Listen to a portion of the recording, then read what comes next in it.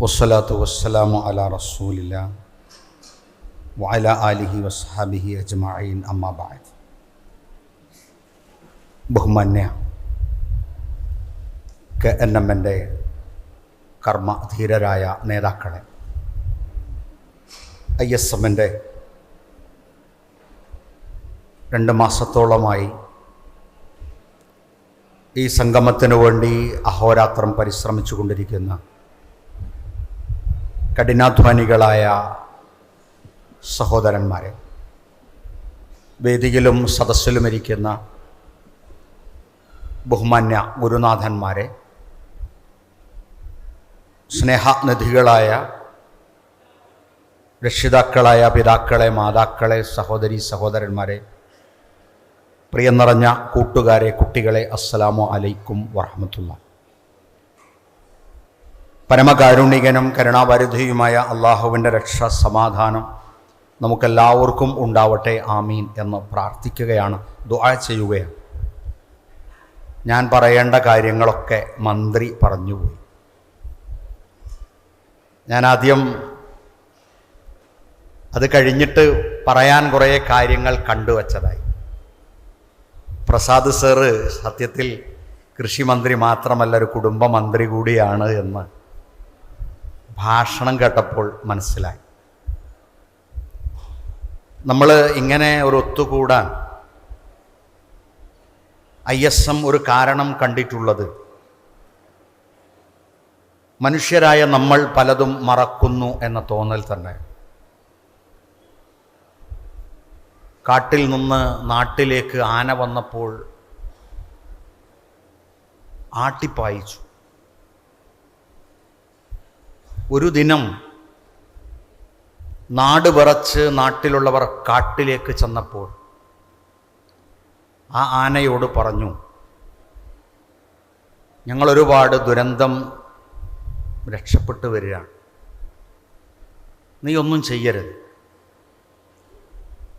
റബ്ബിൻ്റെ ഒരു ഇടപെടലായിരിക്കാം. കണ്ണുനീരുറ്റി ആ ആന ഒരു വല്യമ്മയെയും ഒരമ്മയെയും 2 മക്കളെയും 6 മണിക്കൂർ സമയം അവർക്ക് കാവൽ നിന്നു. നായക്കൾ ഓരിയിട്ടു. മൃഗങ്ങളൊക്കെ വൈകുന്നേരം 5:30 മണിയാകുമ്പോഴേക്ക് സുരക്ഷിത ഇടം തേടിപ്പോയി. നമ്മൾ മാത്രം അറിഞ്ഞില്ല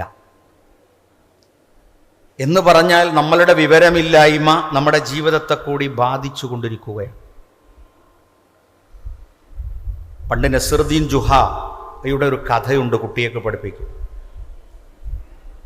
ഞാൻ നിങ്ങളോട് പ്രസംഗിക്കാൻ പോകുന്ന കാര്യം നിങ്ങൾക്കറിയുമോ എന്ന് ചോദിച്ചപ്പോൾ ആളുകൾ പറഞ്ഞു, ഞങ്ങൾക്കൊന്നും അറിയില്ല. അദ്ദേഹം പറഞ്ഞു, ഒന്നും അറിയാത്തവരോട് ഞാനെന്ത് പറയാനാ. അപ്പം ആളുകൾക്ക് ഭാഷണം കേൾക്കാൻ വേണ്ടി രണ്ടാമത് ചോദിച്ചു, ഞാൻ പറയുന്ന കാര്യങ്ങൾ നിങ്ങൾക്കറിയുമോ? അപ്പോൾ ആളുകൾ പറയും, അറിയും. അറിവുള്ളവരോട് ഞാനെന്തിനാ പ്രസംഗിക്കണം? ആളുകൾ തീരുമാനിച്ചു, എന്നാൽ നമുക്കെന്ത് ചെയ്യാം, ഒരു അഡ്ജസ്റ്റ്മെൻറ്റിലെത്താം. ജുഹ ചോദിക്കുന്നു, ഞാൻ പറയുന്ന കാര്യങ്ങൾ എന്താണെന്ന് നിങ്ങൾക്കറിയുമോ? അപ്പോൾ കുറച്ചാൾക്കാർ പറഞ്ഞു അറിയും, കുറച്ചാൾക്കാർ പറഞ്ഞു അറിയില്ല. മൂപ്പര് പറഞ്ഞു, എന്നാൽ അറിവുള്ളോ അറിവില്ലാത്തവർക്ക് പറഞ്ഞു കൊടുക്കാൻ ഞാൻ പോവുകയാണ്. നമ്മൾ ആകത്തുക നോക്കിയാൽ നമ്മൾക്ക് അറിവുണ്ട്, പക്ഷേ നമുക്കറിവില്ല. ഇതിനുള്ളൊരു പരിഹാരം എന്താണ്? ഇതുപോലെയാണ്. ഇവിടെ ഭാഷണം നടത്തുന്നത് ഞങ്ങൾക്ക് അറിവ് കൂടിയത് കൊണ്ടല്ല, ISM ഒരു ചുമതല ഏൽപ്പിച്ച് മാത്രമാണ്. പക്ഷേ ഈ ഇരിക്കുന്ന നിങ്ങളെല്ലാവരും ഞങ്ങളെക്കാൾ അറിവുള്ളവരാണ്. അതുകൊണ്ടാണല്ലോ ഈ അല്പം ചൂടുകാലത്തും, മഴയുണ്ടെങ്കിലും ചൂടുകാലത്ത് ഇത്രയും ദീർഘമായ യാത്ര ചെയ്ത് ഇവിടെ ഈ ഒരു ഓഡിറ്റോറിയത്തിൽ വന്നിരിക്കുന്നത്. നമ്മൾ രക്ഷപ്പെടണം എന്ന തോന്നലാണ്.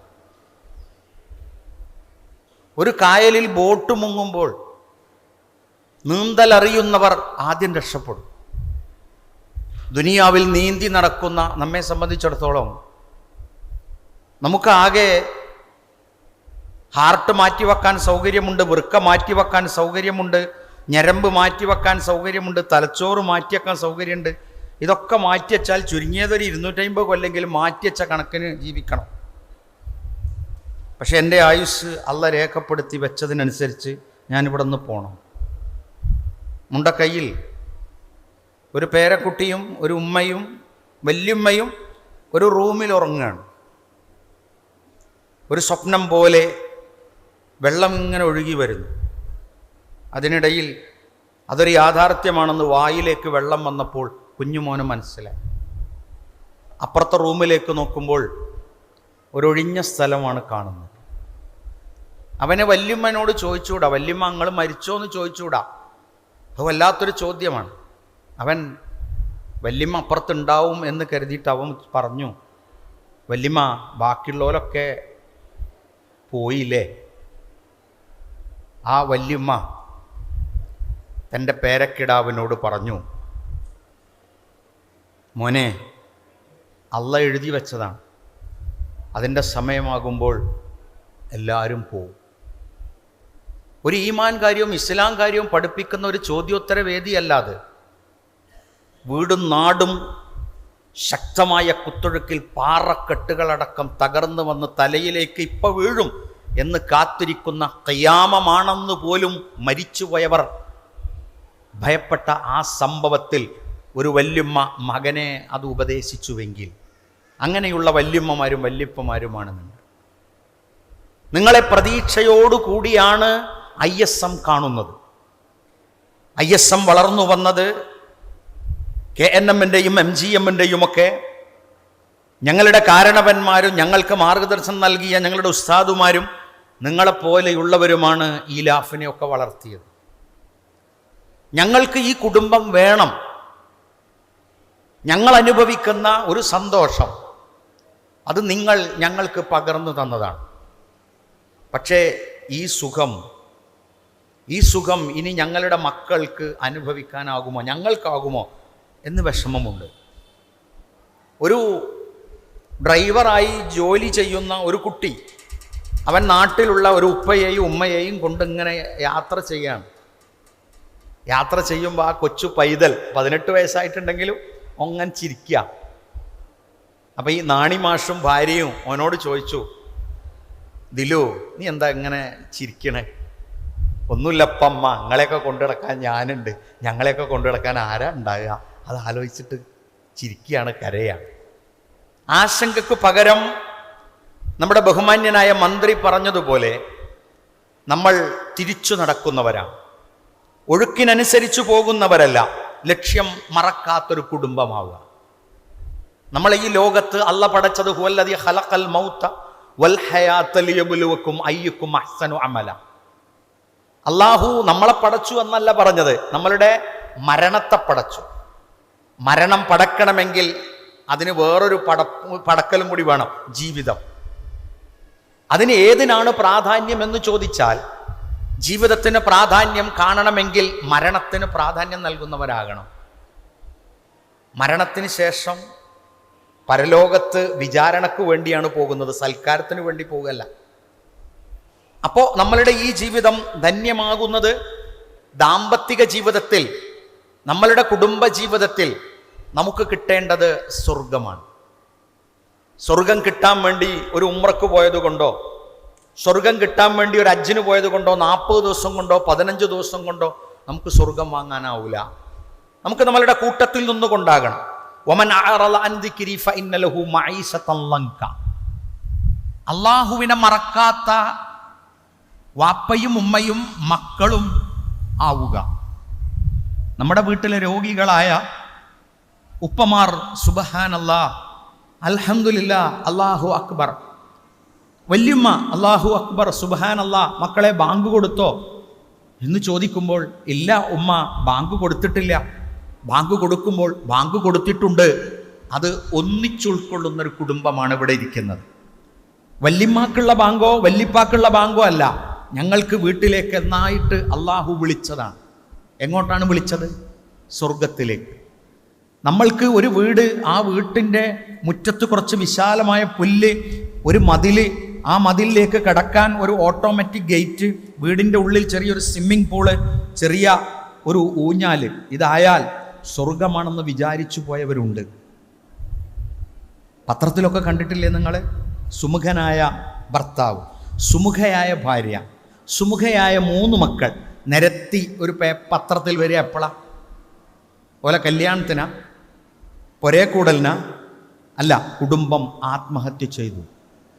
നമ്മളിങ്ങനെ താഴെ വായിക്കും, നല്ല ഉപ്പ, നല്ല ഉമ്മ, നല്ല മക്കള്, നല്ല സാലറി, നല്ല കാറ്, നല്ല വീട്, നല്ല ഗേറ്റ്.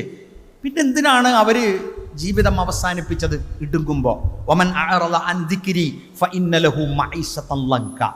റബ്ബിനെ കുറിച്ചുള്ള സ്മരണ നിങ്ങൾ വിട്ടകന്നാൽ നിങ്ങളുടെ ഹൃദയത്തെ ചുരുട്ടിക്കൂട്ടി ഞെരിച്ചമർത്തി നിങ്ങളെ കഷ്ടപ്പെടുത്തും. ആ ഒരു റബ്ബിൻ്റെ വാക്കാണ് നമ്മളൊക്കെ പലപ്പോഴും ഞെരുങ്ങിപ്പോകുന്നത്.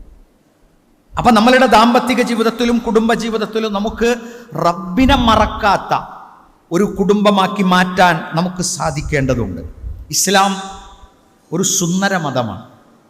ആ സുന്ദര മതത്തിലേക്ക് പലപ്പോഴും കുടുംബത്തിലേക്ക് പോലും പല ആചാരങ്ങൾ കടന്നു വന്നുകൊണ്ടിരിക്കുകയാണ്. ഇന്ന് പലയിടത്തും യാത്ര മുടങ്ങും, പലയിടത്തും നേരിട്ട് പോകാനാവില്ല. DJ പാർട്ടികൾ ഇന്നുണ്ടാവും. ഇന്നത്തെ ദിവസം അതൊക്കെ നടക്കുന്നത്, നാളത്തെ ദിവസം നടക്കുന്നത് മുസ്ലിം ഉമ്മത്തിൻ്റെ പേരിലാണ്. ആനയുണ്ടാകും, അമ്പാരി ഉണ്ടാകും. എന്താണ്? നബി സല്ലല്ലാഹു അലൈഹി വസല്ലമ ജനിച്ചു എന്ന് പല വാക്കുകളുണ്ട്. അതിലൊരു വാക്ക് റബീഉൽ അവ്വൽ 12 അന്നത് ആഘോഷിക്കുകയാണ്. ഈ ഇരിക്കുന്ന നിങ്ങൾ ആരെങ്കിലും നിങ്ങളുടെ വീട്ടിൽ നിങ്ങളുടെ ബർത്ത്ഡേ ആഘോഷിച്ചിട്ടുണ്ടോ? ഇല്ല. എന്തേ നിങ്ങളുടെ ഒരു ബർത്ത്ഡേ ആഘോഷിക്കാതെ പോയത്? നിങ്ങൾ വിലയില്ലാത്തവനായതുകൊണ്ടാണ്? നിങ്ങളെ സ്നേഹിക്കുന്ന മാതാപിതാക്കൾ വീട്ടിലുണ്ടായതുകൊണ്ടാണ്? റസൂലുള്ള പറഞ്ഞോ എല്ലാവരും വരിക, നിങ്ങളാരും ബർത്ത്ഡേ ആഘോഷിക്കരുത് എന്ന്? അല്ല, പ്രവാചകൻ അതിന് മാതൃക പഠിപ്പിച്ച് തന്നില്ല. അതുകൊണ്ട് നമുക്കറിയാം ബർത്ത്ഡേ ഇസ്ലാമിലില്ല. പ്രവാചകൻ സല്ലല്ലാഹു അലൈഹി വസല്ലമ നമുക്ക് കാണിച്ചു തരാത്തത് കൊണ്ട് പ്രവാചകന്റെ ജന്മദിനവും ആഘോഷവും നമ്മളുടെ വീട്ടിലില്ല.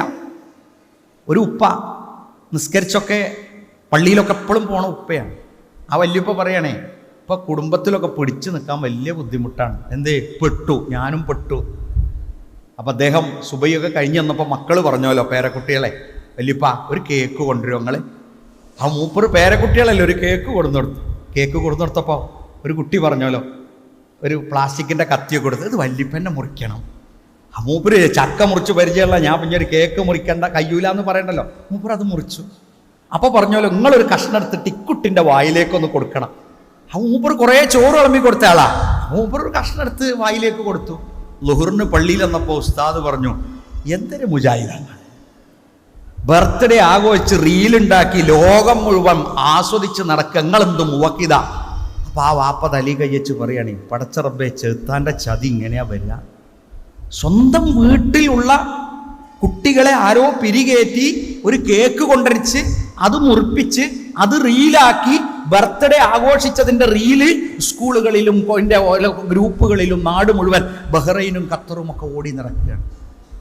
നോക്കൂ നിങ്ങൾ, നമ്മളുടെ വീടുകളിലേക്ക് മറ്റു പല ആചാരങ്ങളും കടന്നു വരുന്നത് നമ്മളുടെ ഗേറ്റും നമ്മളുടെ മതിലും നമ്മളുടെ മതിൽക്കെട്ടും നമ്മളുടെ ഇരുമ്പ് ഗേറ്റൊന്നും ഇതിനൊന്നും ഒരു തടസ്സമല്ല. നമ്മളുടെ വിശ്വാസത്തിന്റെ സ്ഥൈര്യവും നമ്മളുടെ ഈമാനിന്റെ കരുത്തും നമുക്ക് പ്രവാചകൻ സല്ലല്ലാഹു അലൈഹി വസല്ലമയോടുള്ള ആദർശത്തോടുള്ള സ്നേഹവുമുള്ള പ്രതിബദ്ധതയുള്ള കുടുംബമാകുമ്പോൾ നമുക്ക് അതിന് സാധിക്കും എന്നത് തീർച്ചയാണ്. പടച്ച റബ്ബാണ് നമ്മൾ ഒരുമപ്പെടുത്തിയിട്ടുള്ളത്. ബഹുമാനപ്പെട്ട ഷാഹിദ് ഫാറൂഖി അവറുകൾ ഇവിടെ സൂചിപ്പിച്ച കാര്യം നിങ്ങൾക്ക് ഓർമ്മയിൽ ഉണ്ടാകുമെന്ന് പ്രതീക്ഷിക്കുകയാണ്. അള്ളാഹുവാണ് നമ്മളെ ഈ രൂപത്തിൽ ഇണക്കിയത്. എൻ്റെ ഭാര്യ, എൻ്റെ ഭർത്താവ്, എൻ്റെ വീട്, എൻ്റെ മക്കള്, എൻ്റെ പേരക്കുട്ടികൾ, എൻ്റെ ഉപ്പ, എൻ്റെ ഉമ്മ, എൻ്റെ ഒരു ഞരമ്പിന് ചെറിയൊരു പ്രയാസമുണ്ടായാൽ ഞാൻ പല്ല് തേക്കൂല, എൻ്റെ അമ്മ പല്ല് തേച്ച് തരണം. ഞാൻ കുളിക്കൂല, എൻ്റെ അമ്മ കുളിപ്പിക്കേണ്ടി വരും. ഞാൻ തിന്നൂല, എൻ്റെ ഉമ്മ എനിക്ക് വാരി തരേണ്ടി വരും. എനിക്ക് വയസ്സൊക്കെ 50 കാണും. ഞാൻ ഉറങ്ങാൻ കിടക്കുമ്പോൾ എവിടെയെങ്കിലും കിടക്കും, എൻ്റെ അമ്മ എന്നെ ഉറക്കണം. എനിക്ക് കല്യാണം കഴിക്കേണ്ടതില്ല. കാരണം എന്താ? വികാരം ഉണ്ടാവില്ല, ചിന്ത ഉണ്ടാവില്ല, ഒന്നിനെക്കുറിച്ചുള്ള ബോധം ഉണ്ടാവില്ല. ഒരു സ്ഥലത്ത് ഇരുത്തിയാൽ അവിടെ അങ്ങനെ ഇരിക്കും. ഒരു ഞരമ്പ്, എൻ്റെ ശരീരത്തിലെ ഒരു സന്ദേശം പാസ് ചെയ്യുന്ന ഒരു ഞരമ്പ് അള്ളാഹു താൽക്കാലികമായി തടസ്സപ്പെടുത്തിയാൽ ഞാൻ എത്ര തടിയും വലുപ്പവും ഉണ്ടായിട്ട് കാര്യമില്ല, ഒരു മന്തുവായി ഒരു സൈഡിൽ ഇരിക്കേണ്ടി വരും. പിന്നെന്തുകൊണ്ടാണ് നമ്മളൊക്കെ ഇങ്ങനെയൊക്കെ ആയതരങ്ങൾ? അള്ളാഹുവിൻ്റെ മഹത്തായ അനുഗ്രഹം. അതുകൊണ്ട് നമ്മളുടെ കുടുംബ ജീവിതത്തിലും ധാർമ്മിക ബന്ധം, ധാർമ്മിക മൂല്യം നമുക്കുണ്ടാകണം. ഈ ഒരുമപ്പെടുത്തിയത്, ഈ സ്നേഹബന്ധത്തിൽ ഊട്ടിയുറപ്പിച്ചത് അള്ളയാണ്. വജഅല ബൈനക്കും മവദ്ദത്തൻ വറഹ്മ.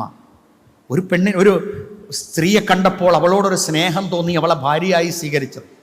ഒരാണിനെ കണ്ടപ്പോൾ അതെന്റെ ഭർത്താവായി ആകണമെന്ന് പൂതി വെച്ചത്. കോളേജിൽ നിന്ന് മാന്തിയിട്ടോ ബസ്സിന്ന് തോണ്ടിയിട്ടോ ട്രെയിനിൽ പോകുമ്പോ മടിയിൽ തല വെച്ച് കടന്നിട്ടൊന്നുമല്ല. ബിസ്മില്ലാഹിർ റഹ്മാനിർ റഹീം. അങ്ങനെയാണ് നമ്മുടെ ജീവിതം തുടങ്ങിയത്. അതുകൊണ്ട് തന്നെ 4 ദിവസം കഴിഞ്ഞപ്പോൾ എനിക്ക് വേണ്ട എന്ന് പറഞ്ഞ് ഒഴിവാക്കണ കൂട്ടത്തിൽ നമ്മളാരുമില്ല. കൊണ്ടു നടക്കുകയാണ് എവിടെ എത്തുന്നത് വരെ. ഒരു ബിസ്മില്ല എന്ന് പറഞ്ഞൊരു വിവാഹം കഴിപ്പിച്ചു തന്നാൽ എവിടെ എത്തുന്നത് വരെയാണ് നമ്മളുടെ യാത്ര. എവിടെ എത്തുന്നത് വരെ? പരലോകത്ത് നമുക്ക് സ്വർഗമെത്തുന്നത് വരെ നമുക്ക് മനസ്സമാധാനത്തിന്റെ പൂർണ്ണത പൂർത്തിയാവൂല. മഹാനായ അബൂ ഹനീഫ റഹ്മത്തുള്ളാഹി അലൈഹി ഇങ്ങനെ ദർസെടുക്കുമ്പോൾ കിതാബൊക്കെ ഇങ്ങനെ വായിക്കും. അപ്പോൾ ശിഷ്യന്മാരിങ്ങനെ ചോദിച്ചു, ഉസ്താദെ നിങ്ങളെ മുഖത്ത് എന്തോ ഒരു സമാധാനമില്ലല്ലോ, നിങ്ങളെന്തെങ്ങനെ ടെൻഷനാണ്? നിങ്ങൾക്ക് അത്യാവശ്യം കൃഷിയുണ്ട്, അത്യാവശ്യം വരുമാനമുണ്ട്, അത്യാവശ്യം അറിവുണ്ട്, പിന്നെന്താ നിങ്ങളിങ്ങനെ? അപ്പം ആ കുട്ടികളോട് പറഞ്ഞതെന്താണെന്നറിയോ ഉസ്താദ്? എടാ, വലത് കയ്യിൽ അള്ളാഹു ഗ്രന്ഥം വെച്ച് തരുന്നത് വരെ നമുക്കിവിടെ സ്വസ്ഥനാവില്ല. അത് ഇടത്തിലാണോ കിട്ടുക, വലത്തിലാണോ കിട്ടുക, നമുക്കറിയില്ല. അതുകൊണ്ട് അള്ളാഹുവിനോട് തേടിക്കൊണ്ട് നമ്മളെ കൊണ്ട് ഒരു കുറ്റവും കുറവും അറിഞ്ഞുകൊണ്ട് വരരുതേ. അത് ഭാര്യയോടായാലും ഭർത്താവിനോടായാലും. വറഹ്മ, കാരുണ്യത്തിന്റെ ഉപ്പ, കാരുണ്യത്തിന്റെ ഉമ്മ, കാരുണ്യത്തിന്റെ മക്കൾ, അല്ലേ? കാരുണ്യത്തിന്റെ ആ കാരുണ്യം എന്ന് പറയുന്നത് എന്താണ്? ഒരു 3 മക്കള്, മുടിയൊക്കെ അങ്ങനെ ഇങ്ങനെയൊക്കെയാണോ, അല്ല കുപ്പായം കുടുക്കൊക്കെ അങ്ങനെയൊക്കെ ഇട്ടിക്കണേ, ശരീരത്തിന് വലിയ വൃത്തിയൊന്നുമില്ല. നിങ്ങളാരാ? അത് ഞങ്ങളെ വല്യാപ്പയാണ്, അത് ഞങ്ങളെ വല്യാപ്പയാണ്. ഒരു കുട്ടിക്ക് ഏകദേശം 13 വയസ്സുണ്ടാവും. അതിൻ്റെ താഴെയുള്ള കുട്ടിക്ക് ഒരു 9 വയസ്സ് നമുക്ക് നിഗമപ്പെടുത്താം. അതിൻ്റെ താഴെയുള്ളൊരു 7 വയസ്സുള്ളൊരു കുട്ടി. നിങ്ങളാരാ കുട്ടികളാ? അത് ഞങ്ങളെ വല്യപ്പയാണ്. വല്യപ്പാനോട് ചോദിച്ചു, എന്തേ ഇതാരാ? അത് എൻ്റെ പേരക്കുട്ടികളുമാണ്, എൻ്റെ മക്കളുമാണ്. അതെന്തേ സംഭവിച്ചത്? അത് എൻ്റെ മകൻ കല്യാണം കഴിച്ച് ദീനിയൊക്കെ ആയിട്ട് ഇങ്ങനെ പോവുകയാണ്. അതിൻ്റെ ഇടക്കാണല്ലോ ഈ ഫേസ്ബുക്കും വാട്സപ്പും ഒക്കെ വരുന്നത്. അതിലിങ്ങനെ ജീൻസിൻ്റെ പരസ്യം, അതിൻ്റെ പരസ്യവും ഇതിൻ്റെ പരസ്യവും, മൂത്തുകൂടി തേക്കാനുള്ള പരസ്യവും തേമ്പാനുള്ള പരസ്യവും ഒക്കെ പാടെ വന്ന് അവൻ്റെ ഭാര്യ പറഞ്ഞു, ഞാൻ UK പോവുകയാണ്. പരലോകത്തേക്ക് പോകണമെന്നല്ല, UK പോവുകയാണ്. അപ്പം ഞാനെന്താ ചെയ്യുക? നിങ്ങൾ ഇന്നെ ത്വലാക്ക് ചൊല്ലി തരണം, എനിക്ക് UK പോകണം. അപ്പോൾ ഈ 3 കുട്ടികളെ അത് നിങ്ങൾ നോക്കി വളർത്തിയിട്ട് നിങ്ങൾ കല്യാണം കഴിച്ച് അയച്ചാൽ മതി. എനിക്ക് ജീൻസും പാൻറ്റും ഒക്കെ ഇട്ടിട്ട് എനിക്ക് UK പറക്കണം.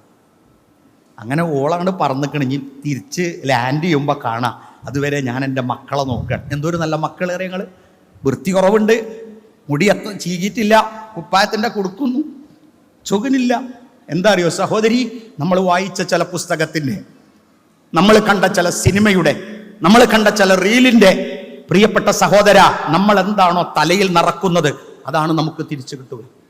അതുകൊണ്ടല്ലേ റസൂലുള്ളാഹി സ്വല്ലല്ലാഹു അലൈഹി വസല്ലം പറഞ്ഞു, നിങ്ങൾ തലയിൽ നിറക്കുന്നത് ശ്രദ്ധിക്കണം, നിങ്ങൾ വയറിൽ നിറക്കുന്നത് ശ്രദ്ധിക്കണം, നിങ്ങളുടെ മനസ്സിൽ നിറക്കുന്നത് ശ്രദ്ധിക്കണം. അത് ശ്രദ്ധിക്കാതെ പോയാൽ നമുക്ക് അവിടെ നിന്ന് തിരിച്ചു കിട്ടുന്നത് എന്താണോ? നമ്മൾ എത്ര നല്ല ഭക്ഷണം കഴിച്ചാലും നമുക്ക് മാലിന്യമുണ്ട്. ആ മാലിന്യത്തിന്റെ വില മാത്രമേ എനിക്കുണ്ടാവുകയുള്ളൂ. എത്ര നല്ല തറവാടായിട്ടും കാര്യമല്ല. അതുകൊണ്ട് കാരുണ്യമുള്ള കുടുംബനാഥന്മാരും കാരുണ്യമുള്ള കുടുംബനാഥകളുമാകുക.